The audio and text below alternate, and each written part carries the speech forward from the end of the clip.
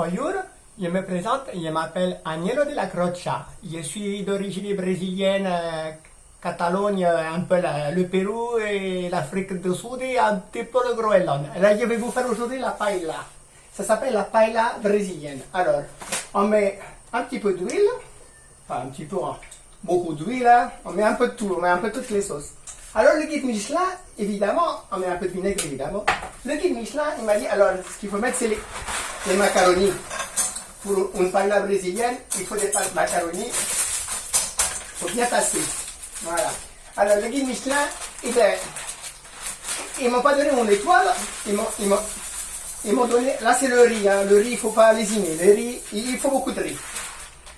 Un petit peu de taboulé, que c'est brésilien quand même.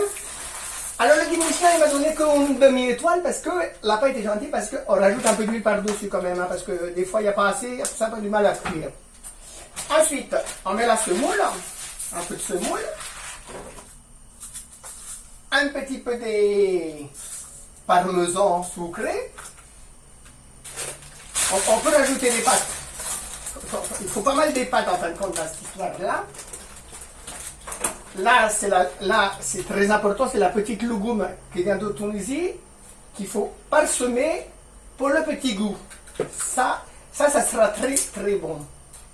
Par-dessus tout ça, on rajoute un petit peu d'huile pour que ça fermente un peu tout là. Voilà, là on est bien, là on est bien. Le boulgour frais. Alors le boulgour frais, c'est ce qui va donner le goût de la pigmentation.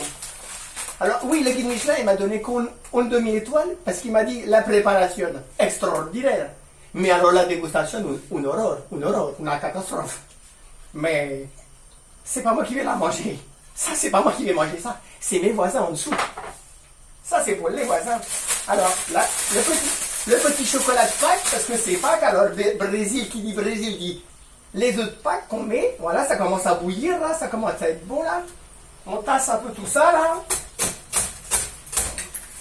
Faut que ça cuise maintenant. Alors on peut rajouter un zeste de miel. Un zeste de miel pour la finalité de l'odorat. Voilà. Un tout petit zeste. Voilà. Là on est pas mal. Là. On est bien. Voilà.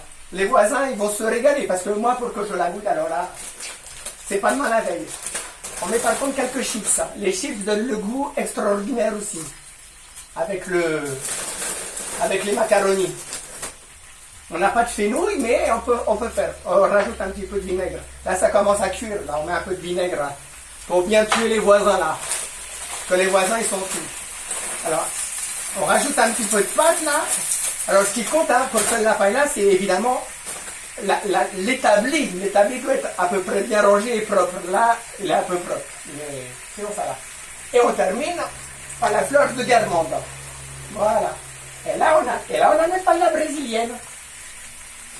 Rien que l'odeur, déjà, je sens que je vais m'évanouir. Je sens que les voisins, ils vont y passer ce soir. Bon.